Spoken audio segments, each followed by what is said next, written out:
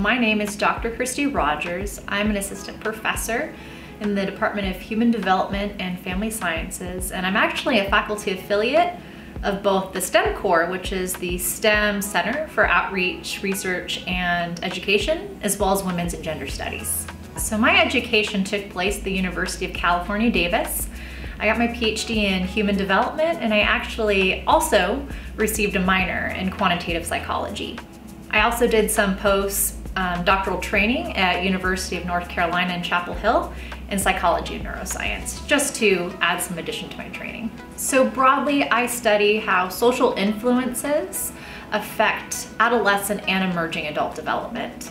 And so specifically, I'm really interested in how families, especially siblings, how they can actually promote positive youth development through different mechanisms.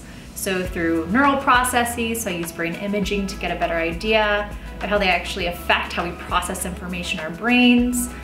Also social processes, so how do they uplift one another, give one another advice and support them. And also behavior, how do they treat each other at home, and how do all of these different domains influence the decisions that teenagers make and ultimately influence their well-being. At the undergraduate level, I'm actually currently teaching dynamics of family interactions, and I also regularly teach development during adolescence. At the graduate level, I teach Quantitative Methods 1, so it's that introduction course to stats and psychological testing for our graduate students. And I've also taught a special topics seminar on social influences on adolescent and emerging adult development. There are many opportunities for both undergraduate students and graduate students. My lab is open to both types of students. We regularly have grad and undergraduate students working together. We're really a research family. And so the opportunities that we have is generally, I really want students to take away research skills in a breadth of areas. And so we have various lab tasks in which we help one another on each other's projects and really work towards the same goals. And so that could be interviewing participants, video recording their interactions together, helping with data management, tasks like that.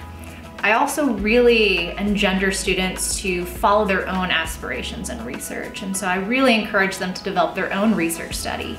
And so in this way, more than half of the studies in our lab are actually student-led by both graduate students and undergrads. It's really important people find what really resonates with them in research. So I encourage those general skills to be developed, but also to pursue kind of what lights that fire in your heart.